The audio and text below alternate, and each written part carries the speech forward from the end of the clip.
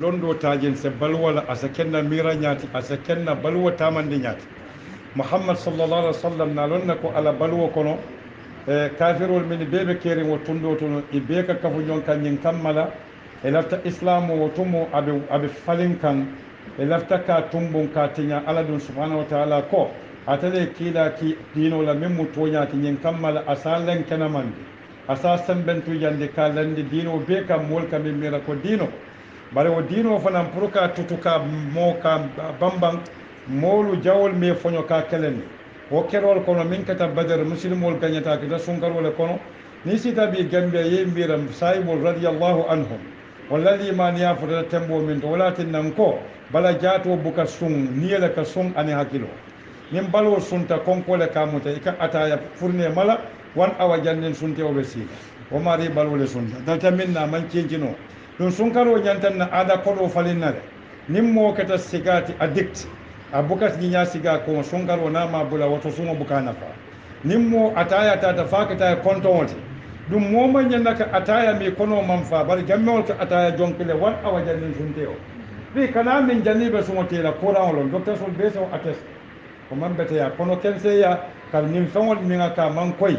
na domoro ke na fata kulu washarabu le fola bari washarabu kulu ase tiñano yamoy a koña ya aldomoro ke ale min wole fo ya ayyuha alladina amanu atol mol min dankenade qur'an o kaw alhaalu le tandin la ñanta bulala ñaton ka kendo noma ñaani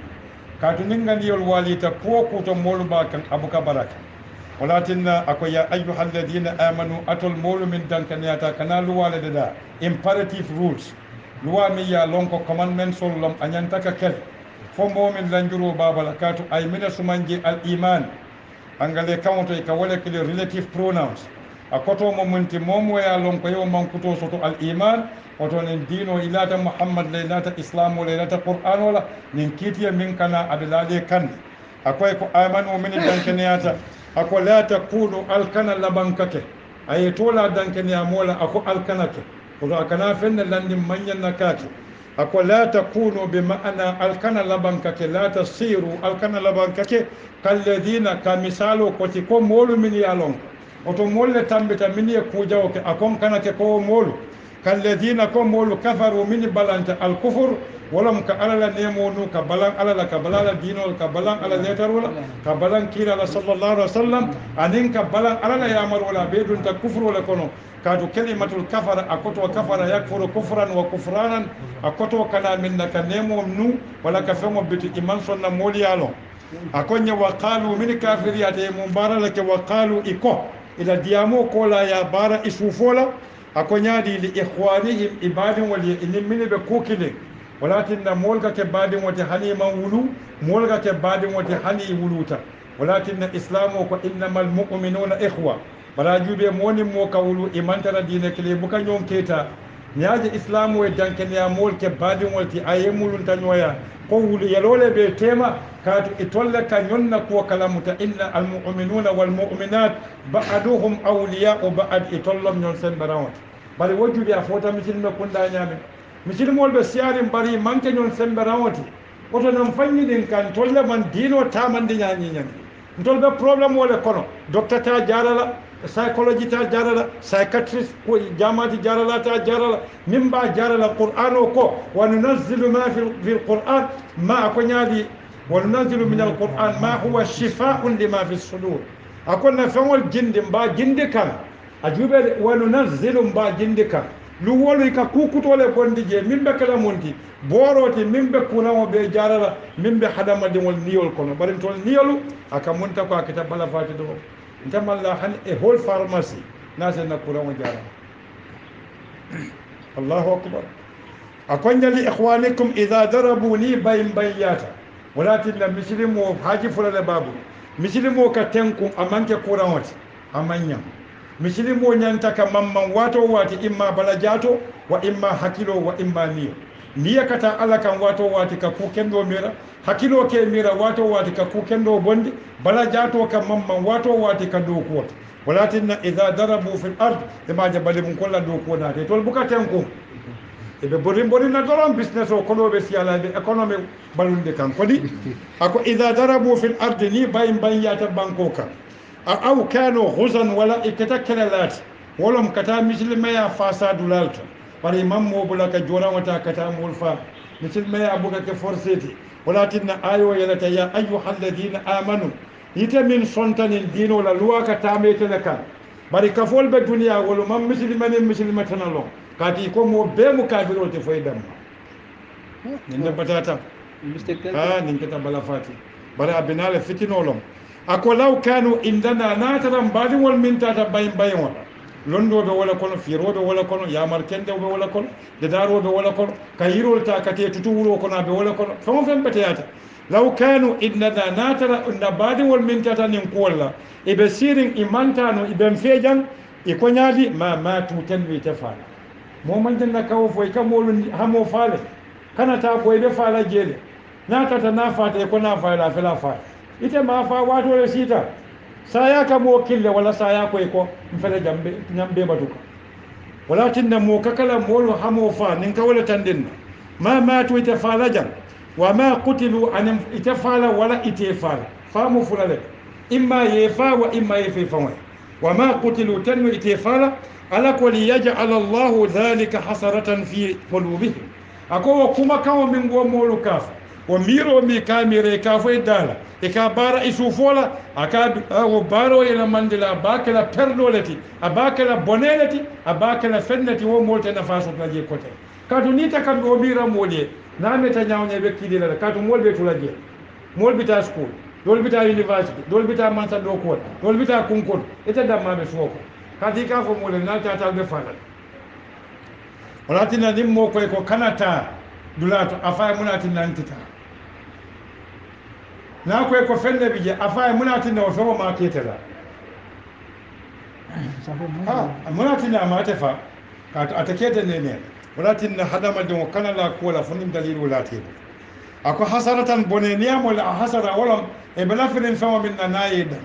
wala fama min nitata be halakila wala fama min yalon ko nadun te bule ba buside la akonya ko bari wallahu ala juma ke jaabi nyami ako wallahu yuhyi ala da malaka balundiro ke fama bela oto mo man sembe to ka fu mo le nitata be fala ka to mo man sayalo mo asembo te mo wa yubitu atele fanan kas atele ka faro ka atele ka balundiro bari ala fanan ko ko wala tulqu bi aydiyakum ila tahluka kana talo silo ka yedro ko mi ko to lom pa super power ni moto e tagite fala o manke to nyati de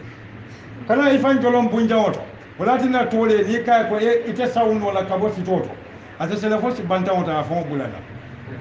kana wo tole ni afa do ba fam fal fon demba so wala tinna man den kol ka wala fo ni ka en dandan kanoto asita lo e kon ni ka kata damande asita se suwo akonya ko fi qulubihim wallahu yuhyi wa yumitu sayan balwa ala damalebul ako wallahu ala damai bima ta'maluna basirun adamala ya long atol hadama dimol kabaro minke wato min anyanta kel alba minke la naliya ka ka min wulu adamale wolo braye bande ajiba ka min fonni akalita o kumo kan ako wala in qutiltum ako wallahi kalita na sembol tonya na tara yalu fante ala la sidole ko kammala imma londi ñino wa imma ku kende kela wa imma do kolo wa imma kuwo kube mo kunda ni fa wona fala ifata wo silo le kan katu ala silo wolo minke samba tonya kan tonya ke samba bara kendo le kan bara kendo ke samba ala dunyo le kan ala dunyo ke la junubo le kafar aka tonya tandila aka noro dila dunia ikata ma wala buka bata akoy yak fi sabilillah ay ala silo ke ko fennon min ikadunga kono ay fikije angale kan to ka wala ke di preposition angale kan ko ni ko I sit on a chair I am in a car imankili in and on mankili on wolam iba kan in iba kono qur'ano ko fi sabilillah ibi ala silo kono oto niaje ala silo kono oto ala silo dun tete fon kono le wala tinne idun ta kono akonya aw muttum wala alfata albi ala silo kam imma ya alfale wa imma itakata multi ifate fonwe akola maghfiratun ay jabiro dila ko kato kalolom kalo kalika jabiro le soto ni ko wallahi kalita ila jabiro be kala minati mbita banjo wolom jabiro te man nga kaw kali wo kali anyanta jabiro le soto imaje nimmo ko wallahi ka koye binale ako wallahi mbinale wolom jaabirode wal jama bukana akoye aw muttum wala e alfahla maghfiratun ako kafaro ana damandin min allahi kabu alaya alala kafaro muminati ite marila junubu o yew jihado min ka ela junubu be bondel ayejo mun na duñola o duño ke samba aljanale kono ako wa rahmatun anim balafa alala hinata hadamadi wolma walatinna niye jog do ku kilimo ka akejo tanna niye ku kuno ke akejo kilim alala balafa jube ba sunkaro kolon ka jelle suntilo kono kabirin fajiro kada fo fijiro o mantilo ban kadu tilo ni ba ko de la 24 hours suto den tili bulole bije bari ala kalejo tili tan saba jola e tumo ite tili tan ni lulule kadun katilo dam malaso so ala la balafa waratan walatinna ko wa rahmatun anin balafa anin nemo anin hino ako wolom arjanoti khairun wala fitiyata ite woni fenne sumannano ako mimma yajma'una katambi famo beti mimma nyin koto mu'minati muqabil aw badal niya suman famo min hadamadin waliya be kafun ako ala la julube kafarin din ala dunyan din ala hinan din wala fisiyata hadamadin wal kamin be kafun duniya kon e kamin mira kon nafati ala taala fisiyata abeti woto yara fan kata ala la ofendin wal kamma wala fisiyata ka bodin famo min be la duniya abe bandi koten ay kalo tambindi ako wala in muttum sa moyde folo ay mile tandi ako wala in qutiltum ay sa ni efa ay wala tambindi anatani aya do to ako wala in muttum niaje ay saya tambindi katu bayin wo banko lunta o tungaranke ya saya bije jama mine gake bandiel ka boy kanne yefa ni kon motata wola kelo anin jaw jama saya le bije o wato ay saya tambindi wolom kefa ay wo tambindi bar nin fulanjaw ka fefa way ay wala tambindi katu wala fanan siyata mo kunda sai walatinna ko wala in muttum bari na alfata alfawali amanke ko ya sepule wala poitin wala diala wala quran ne alfata alfawai aw qutiltum wala alnata ya alfale jihadot ibayim ya ta batate fata qur'an kamala ako aw qutiltum wala yalufa fi sabilillah ako bari nyawanya imma ifate fawai wa imma yefal ako la ila allah tuhsharun ako ni ala halafu be ite momin fata ako ila fa saya sababu fatan tade bari labandula be bitakela kilin walati akola ila allah tuhsharun atol molu be ibal be kafun nakata alale min ko ka ko yata bak akamin foye jang saya kenya manke kuti minkum mayata bari ibita labanna mun to la ibita alale ya oto alaye bula minna woke kadu ibite dankela la foye report odi momo be dunia ka report odi momo report dia man kolea hadama di woni konko ya mota report mo minati do mori jino na kuma ya di report mo minati dokaya niaje jelo la report wolom ka kontantale niaje be kumbola report wolom ka tunutale fammo fenka report wole di somanda nin kunol folota ka kuma titit e ka report wole di kotili bulo kanale pilodo muli kan fon demba ne ton soldier be ti kan sate o sate dutol mota je yirol mota e ka report wole di fammo fembe ne chokola ka report wole di Allahu akbar namara gambe on tonne buka report wole gadine ako fabima rahmatin min Allah linta lahum Allahu akbar ajubi adun tabrahim muslime kunda molu nyante mirala nyame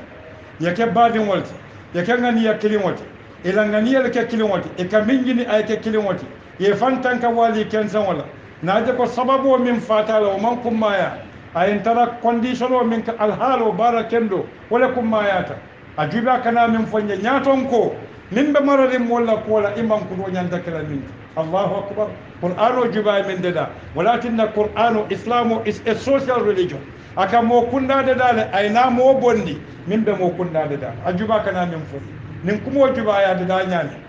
akoy ko fabima rahmatin min Allah ay fanati kaje ko kuma kutolom ni da kadiyamu Muhammad le sallallahu alaihi wasallam ate Qur'an kilin wala murunta konya ko ako wala qad kanat lakum fi rasulillah uswatun hasana amma wala fanyaba وقد كانت لكم ولا نامر كالولا بيجي لقد كان لكم في الرسول الله أسوة حسنة لمن كان يرجو الله واليوم الآخر akon nyanta yakala muhammad sallallahu alaihi wasallam akalita kolinga yakala balu nyaala ala mira nyaala ala kuke nyoyala ala batu nyaala ala jeri nyaala otombe kandala bara jube ba kanawo mankuto min di ko nyanta yakala la nyaala ako fa bima rahmatin ay manati arabu kamoto ni ma e ka foni male e ka dundi kuma kan konole aka kafuni ara nin qur'ano ten arabol la kumo bonyato e ka kafu jele bara ala do ko mominati aka kuma kanole bambandi ka adat emphasis diala do ko le bala na hawoto aka fa ko ala fatale bal qur'ano to amalla fa katu kotole bala ay binati min kata sababiyati e cause muna tinna nimbina ako fa bima rahmatin kawa ko jube ba mbota ayo min ta akonya ko la maghfiratun min Allah junube kafaro min ala damandimo min ala badilal wa rahmatun anim ni hino min ala badilal koni anata fo muhammad mu'minati ako muhammad lom balafa be sababu ajuba kam nyaton ko dilanya akonya fa bima rahmatin min Allah ako balafa ni hino kammala miya lon ko ite muhammad bal wahino ala yedda kamma ayadila wama arsalnaka illa rahmatan lil alamin meki fen kamma foyeke hiro nim balafa yaka sababu wati dafamo be muhammad la balafa walati na muslime kunna niyaje molbe falwo li pala silo kam muslimol man diamo ka fo fali li pala e ko ye falo dudundi kilo tanna iba li pala kanate police wali ya muta al kan wali complain wote o fali li pala muslimol nyanta kala tan imam falo da priya li paya dale pra do ko ke manyan naka nyankumol fa ke fa silo kan ka wulolu li pa ke fa silo kan muhammad nata rahmatan lil alamin fon fe mudafa won nyanta bala fa la ni bala fa ta dafa moy ka bala fa moyele mol min man bala fa dafa mole ite bala fa la no moli nin ne atinna mo kunda bala fa mo fulal ka diro ke bala fa la anin ka bala fa tilimbali ale mankidi to hani totol safa ko toto bina mine kelal toto be mine kelal no toto na banta dunya be banna wama khalaqna as-samawati wal ardi wama bainahuma batila fanta dunya min nafata hani sewo mi koy kana do nafata ba tumbo fawbe tumbo tonso min buka do ma subo buka do tonso ka do ko min tentol buka ikal dutol min beje wulo ko tonso lefi ni e duto ta ya janfi dala tita tonso kulo kanate la wulo ko wala ka ke duto yiwoto jumala yiri fin dol kono ja mo ma yiri fi fo yiri kunto do sanni akonya fa bima rahmatin min Allah akoni bala fa ba mi ya lon ko te Muhammad sallallahu alaihi wasallam ala le asabu akolinta isona ya lahum dankene amoli nyaton ko folo inyanta soni ala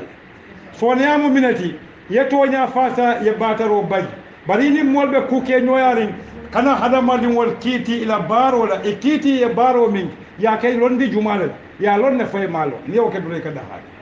walatinna konye ko law kunta fazzan nita muhammadu katanu moti min sondo mo jata mol ka silela hali sababu tije nyanta silela min al fazzu ni ko fazza yafizzu fazzan wa fazazatan walam kasila mola hali sababu tije ko fada government tambitaja mol ka silala hani sababu tije ka silala nim fara goftam beta mo be kila ba ila ba palaso jude ni be diamule e tonga nya ni be diamule ko ma jude mam mo to fo den ko fada gof akoy ko law kunta fazzan ni kata moti min sondo mo jata e sangarata akoy ko ghalid al qalb ijso jata e buka balafa al ghilza wala fawa min warata solidity hada madi mo sitaba ibuka boyno e sembola konko ibuka junkuno e kungola hada madi wona juso jata akuke nyoya ka kole hawa nyama qur'an ka diya mo ako ghalid al qalb isondo mo jata kos ako lam faddu tanno mislimol be janjanta koy ka bayo konko nyamin ka kankama babala tanno mol be bote noma min hawlaka ka boy noma bari muhammad sallallahu alaihi wasallam luma min abanta madina mislimol be jomolital bari muslimol ya kadule foka tambi fawati mune ya sabu ala soneya ala fammajiyo ani momo akejindi ijidulal ama famoje ko kilalom annabiyomolom aya famoje ko sababolom balafa ala yaki rahmatan lil alamin bintol kawandilal kam famoje nyaadile ko arjana chabo ben tolle bulu tolle kam bol invite number 1 fo number 10 tolle number 100 mam beng wo mam beteya kodi ako lam faddu min hawlaka tenni ɓe janjande bal mo halis kordati o ni koleyata e dumol kata taryala ni do koke donon e kati e falsum kordañini kordati o siñanta soni ala damande bari kana toña bataro fasade toñala tiña kan bari soniyama moy kam wolu kuke ñoyale ila hakkilo dawola anila mirola tembola akonya ko birin wakata ako fa'afu anhum yanfu misiri mole katu ya maro min dila kele dula ya maro soso woto ila ya maro biriya soso ay min wulu kana jibe ko ta tuje bugu kuto yele eniye kuki wol wastaghfir lahum isa junube kafaro jini alaya ya mar soso min ke ala junubo kafariye ala jube nin damma fabima rahmatin min allah linta lahum wato muhammad mu rahmatan lil alamin alaka yanfu moli o kola e junube kafaro jini ni muhammad e junube kafaro jini mobe junube tarde balama ata tarde bal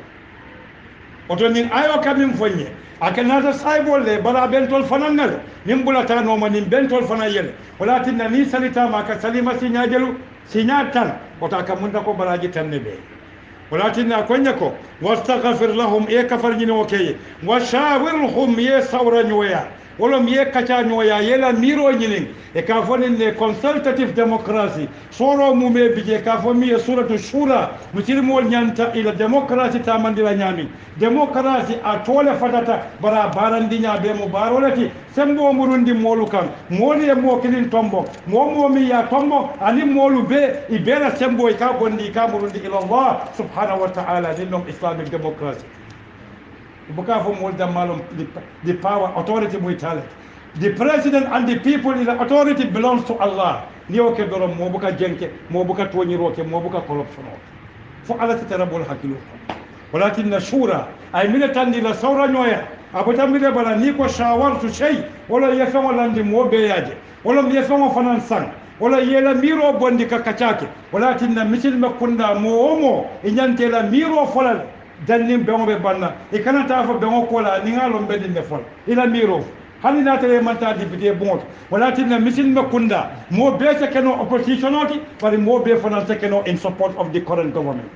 يأمروا الكوالك ولتكن منكم أمة يدعون إلى الخير ويأمرون بالمعروف وينهون عن المنكر مو بي كايرو كلي مو بي يامر كندوي مو بي كوجا وفتاندي نمفر دوتون سافوكو أكوني وشاورهم في الأمر يسيكو كتانو ياكوتو فإذا عزمت برني فانكتا فانكومو من يتصنو موي من تفو سببو بيتي متى أكو فتوكل على الله إذا تنتين على سببو كم ولكن سببو على تنتين ولتي أكو كاتو ملهم إن الله آيا bambandi ala de yuhibbul mutawakkilin mol min ka sababota e ka limaniyata e ka ala la material sababota e ka londota e ka kodota e ka balajato la kendayata e ka yamar kendota ka te sababoti e ka yirota e ka jiyata e ka fonota ka fengol gadala o be mo sababoti ala ko ala taw mollale walakin na mislimo manyan ka tankun mirolom do kolom anen tafundire kendo sallallahu ala muhammad wa ala alihi wa sahbihi ajma'in inshallah fosso